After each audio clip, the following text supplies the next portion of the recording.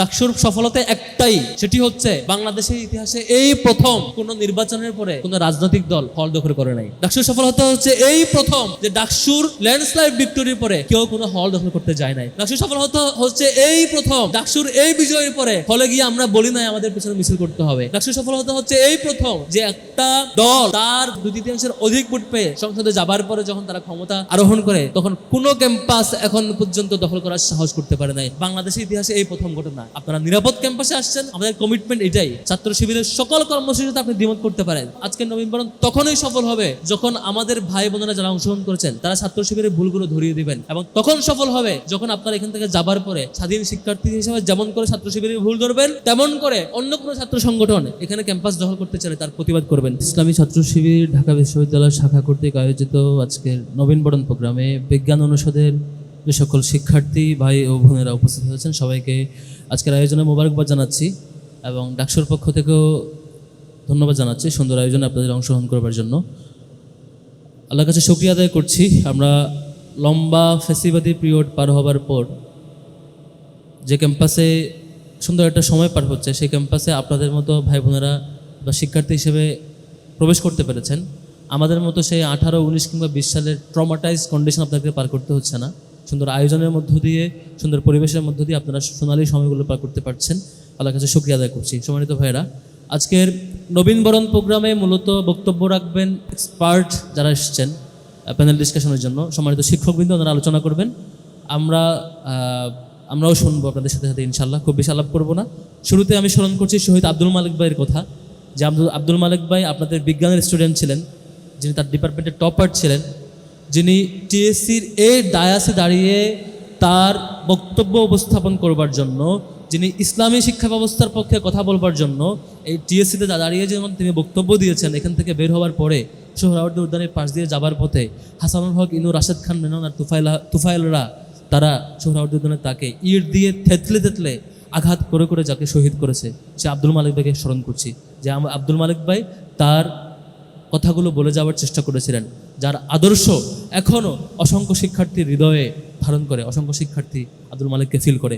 আব্দুল মালিক ভাইয়ের জন্য রব্বুল আলামিনের কাছে শাহাদাত কামনা করছি, শাহাদাতের উচ্চ মর্যাদা কামনা করছি। সম্মানিত ভাইয়েরা, আপনারা যে ক্যাম্পাসে আসছেন এই ক্যাম্পাসে দেখবেন কিছু সময় পার হবার পরে দুইটা চিত্র দেখবেন খুব ভালোভাবেই। একটা চিত্র হচ্ছে একই সময়ে দেখবেন কোনো শিক্ষার্থী, আপনার ভাই, আপনার বন্ধু, সে লাইব্রেরিতে পড়ছে, অথবা সে দেখবেন মসজিদে গিয়ে নামাজ পড়ছে, মন্দিরে গিয়ে তার ধর্মীয় প্র্যাকটিস যে পুজো বা আদার্স সেগুলো জারি রাখছে। আবার সে বাইরের রিসোর্সকে জানবার জন্য, একাডেমিক নির্দিষ্ট সিলেবাসের বাইরে পড়বার জন্য বিভিন্ন সেমিনার, সিম্পোজিয়াম, পাঠচক্র বিভিন্ন জায়গায় গিয়ে লাইব্রেরিতে গিয়ে সে পড়বার চেষ্টা করছে। অথবা দেখে থাকবেন সে সময়টাতে আপনার কোনো বন্ধু কিংবা বান্ধবী সে আড্ডায় মেতে উঠছে, সে মদের আসর কিংবা গাজার আসরে সময় কাটাচ্ছে, হলের ছাদে বসে কিংবা কোনো একটা কর্নারে গিয়ে বন্ধুদের সাথে বিড়ির টান দিয়ে কিংবা গাজার টান দিয়ে সুখে সময় পার করবার চেষ্টা করছে। অথবা তিনি কোনো ভাইয়ের পিছে পিছে মিছিল করতে করতে সময় পার করার মধ্য দিয়ে তার আনন্দ, তার সর্বোচ্চ সফলতা তিনি মনে করছেন। 5টা বছর পার হওয়ার পরে দেখবেন একসাথে ক্লাস শুরু করেছিলেন আপনার কোনো এক বন্ধু, তিনি এখনো দিনে কয়েকবার মদ খাওয়ার মধ্য দিয়ে তিনি তার সফলতা খুঁজে পান। আরেক বন্ধু তিনি তার কেরিয়ারে উচ্চ শিখরে গিয়ে সবার আইডল হতে পারার মধ্য দিয়ে তিনি তার সফলতা খুঁজে পান। আরেক বন্ধু তিনি পিতামাতার স্বপ্নের সন্তান কিংবা তার চোখের আদর্শ, চক্ষুষিতকার এক সন্তান হিসেবে রূপ নিয়ে তিনি সকলের রোল মডেল হয়েছেন। আবার আপনি দেখবেন আরেক কোনো এক বন্ধু পিতামাতার অভিশপ্ত শয়তানে পরিণত হয়েছে, যাকে কেউ এখন দেখতে পারে না। এলাকার যে যুবকেরা, এলাকার যে শিশুরা, যে মুরব্বীরা তাকে নিয়ে গর্ব করতো, 5 বছর পরে চিত্র পাল্টে গেছে। আমি আমার ক্যাম্পাসে দেখেছি, আমি যখন ফার্স্ট ইয়ার আসছি একসাথে একই রুমে ঘুমিয়েছি, একসাথে মসজিদে গিয়ে নামাজ পড়েছি, ফজরের সময় নামাজ পড়েছি। 5 বছর পরে দেখেছি তিনি প্রকাশ্যে গাঁজা খান, প্রকাশ্যে মদ খান, প্রকাশ্যে আজে বাজে অশ্লীল কাজ করেন। যে তার বিবেকে একটু বাধা দেয় না, কারণ তার বিবেকটা তেমন করে গড়ে উঠেছে 5 বছরে। এই ক্যাম্পাসে সব কিছু আয়োজন আছে, কেউ আপনাকে নিষেধ করবে না তুমি এটা কইরো না। আপনি খারাপ কাজে জড়াতে পারেন, আপনি ভালো কাজে জড়াতে পারেন। মাঝে 5টা বছর এই ক্যাম্পাস কারোর জন্য অভিশাপের কারণ হয়, এই ক্যাম্পাস কারোর জন্য সফলতার কারণ হয়। আমার মনে হয় যে ভাই এবং বোনেরা এখানে উপস্থিত হয়েছেন, আপনারা আপনার বন্ধু বাছাই সতর্ক হবেন। যে বন্ধুরা আপনাকে বিপথে নিয়ে যায় তাদেরকে কাছে আনবার ক্ষেত্রে, কাছে আসবার ক্ষেত্রে, কাছে টেনে আনবার ক্ষেত্রে সতর্ক থাকবেন, সেটুকু অনুরোধ থাকবে। ক্যাম্পাসে বিশাল ডাইভার্স এরিয়া, এই ক্যাম্পাসে 5টা বছর পার হবার মধ্যে দেখবেন আপনার বন্ধু আজকে পাশে যিনি বসে আছেন তিনি বেস্ট বিতার্কিক হয়ে বেড়ে উঠেছেন। আপনার যে বন্ধু তিনি ডিপার্টমেন্টে বেস্ট রেজাল্ট করে বের হয়ে উঠছেন। আপনার যে বন্ধু তিনি ভালো পড়াশোনা এবং অধ্যবসায়ের মধ্য দিয়ে তার সর্বোচ্চ সফলতার উচ্চ উদাহরণ তিনি দেখিয়েছেন প্রত্যেকটা জায়গায়। আপনার তিনি দেখবেন তিনি তার যত লিমিটেশন ছিল সবকটা লিমিটেশন তিনি এখানে ফেস করে তিনি তার কোয়ালিটি দেখাতে পেরেছেন। আমরা দেখবো হয়তো সেটি, আবার বিপরীতে দেখব কেউ হারিয়ে যাচ্ছেন। সম্মানিত ভাইয়েরা, আবার দেখে থাকবেন আজকে আপনারা খুব ভালো সময় পার করছেন, একটা সময় আসবে কেউ ষড়যন্ত্র করবে, আপনাদেরকে দাস বানানোর প্রকল্প হাজির করবে। কেমন করে তিলে তিলে প্রথম বর্ষের শিক্ষার্থীদেরকে দাস বানানো যায়, কেমন করে বাধ্য করে মিছিলে নেওয়া যায়, সেই ষড়যন্ত্র কেউ না কেউ করবে, এখনো শুরু করেছে। কেয়ারফুল থাকা দরকার।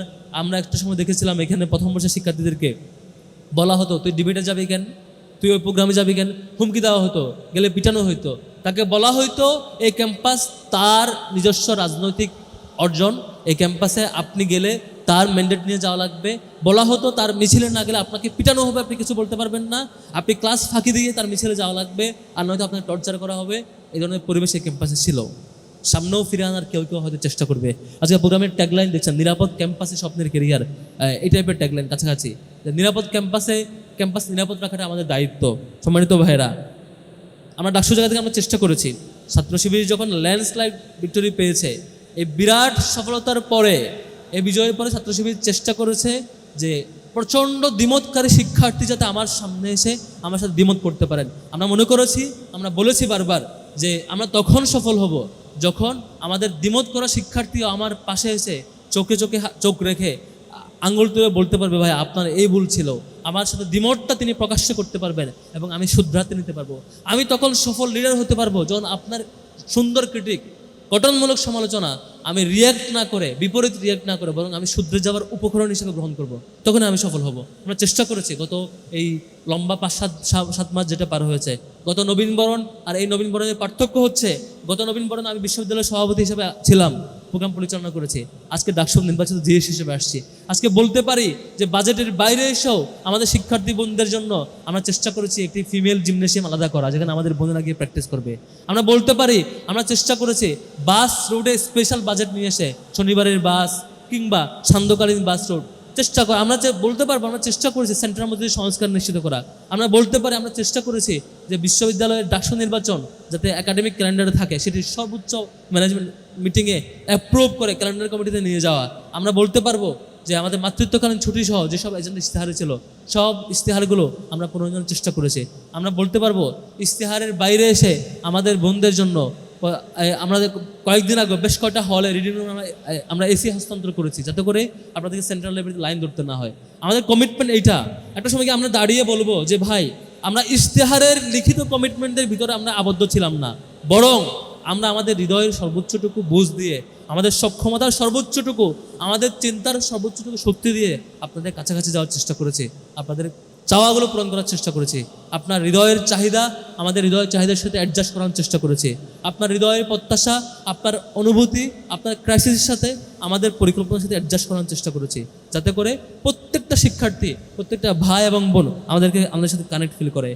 আপনারা দেখেছেন গত কয়েকদিন আগে শাহবাগের ঘটনা, ছোট্ট একটা ঘটনাকে কেন্দ্র করে তারা একটা ফেক ফটো ছড়িয়ে নির্দিষ্ট ছাত্র সংগঠন শেষ পর্যন্ত শাহবাগে মব তৈরি করে থানায় আক্রমণ করে, যে আইনের সহযোগিতা চাওয়া ভিকটিম শিক্ষার্থী যার ব্যাপারে মিথ্যা ফটোকার্ড ছড়ানো হয়েছিল ছাত্র শিবিরের দায়িত্বশীল, তার উপর টর্চার করা হয়েছে, তাকে আইনের সহযোগিতা দেওয়া হয় না। বিপরীতে সেখানে যখন আমরা যাই আমাদের রাষ্ট্রপ্রতিনিধিকে আক্রমণ করা হয়। তারা একটাই চায়, একটাই পরিকল্পনা, সামনে হয়তো মিলিয়ে নেবেন আপনারা, তারা চায় ছোট ইস্যুকে কেন্দ্র করে সংঘাত তৈরি করবে, সংঘাত তৈরি করে দুই গ্রুপে এখানে মারামারি হবে, মারামারি হওয়ার পর এখানে পুলিশ ঢুকাবে, পুলিশ ঢুকায় বলবে যে দুই গ্রুপে মারামারি হয়েছে, সেজন্য পুলিশ আসছে, তারপরে হল দখল করবে।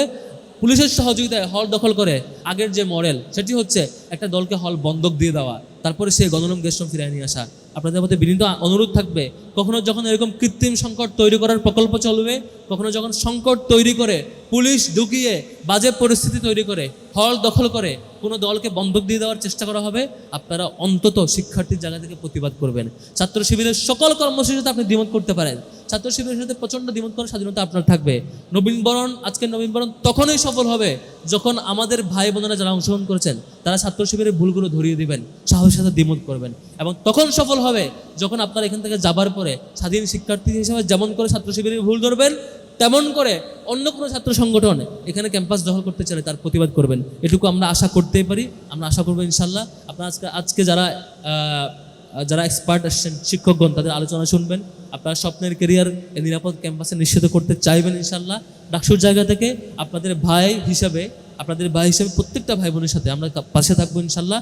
ডাকসুর সফলতা একটাই, সেটি হচ্ছে বাংলাদেশের ইতিহাসে এই প্রথম কোনো নির্বাচনের পরে কোনো রাজনৈতিক দল হল দখল করে নাই। ডাকসুর সফলতা হচ্ছে এই প্রথম যে ডাকসুর ল্যান্ডস্লাইড ভিক্টোরির পরে কেউ কোনো হল দখল করতে যায় নাই। ডাকসুর সফলতা হচ্ছে এই প্রথম যে ডাকসুর এই বিজয়ের পরে হলে গিয়ে আমরা বলি নাই আমাদের পিছনে মিছিল করতে হবে। ডাকসুর সফলতা হচ্ছে এই প্রথম যে একটা দল তার 2/3 ভোট পেয়ে 2/3 অধিক ভোট পেয়ে সংসদে যাবার পরে যখন তারা ক্ষমতা আরোহণ করে, তখন কোনো ক্যাম্পাস এখন পর্যন্ত দখল করার সাহস করতে পারে নাই। বাংলাদেশের ইতিহাসে এই প্রথম ঘটনা। এটাই আমাদের সার্থকতা। আপনারা নিরাপদ ক্যাম্পাসে আসছেন, আমাদের কমিটমেন্ট এটাই যে হল দখল করতে হলে আমাদের রক্তের উপর দিয়ে যেতে হবে, গণরম গ্যাসন করতে হলে আমাদের রক্তের উপর দিয়ে যাওয়া লাগবে। আমরা কোনোভাবেই আমাদের কোনো ছোট ভাই বোনকে একটা অনিরাপদ পরিবেশে, গণরম গ্যাসরুমের পরিবেশে যেতে দিব না ইনশাআল্লাহ। আমরা সেটা আটকেছি।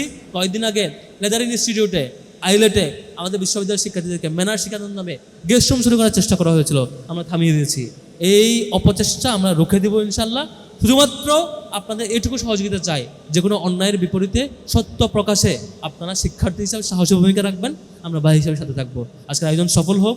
ছাত্র শিবিরের এই যাত্রায় আপনারা সমালোচনা করে হলেও অন্তত পাশে থাকবেন, সে আশা রাখতে চাই। আসসালামু আলাইকুম রহমতুল্লাহ।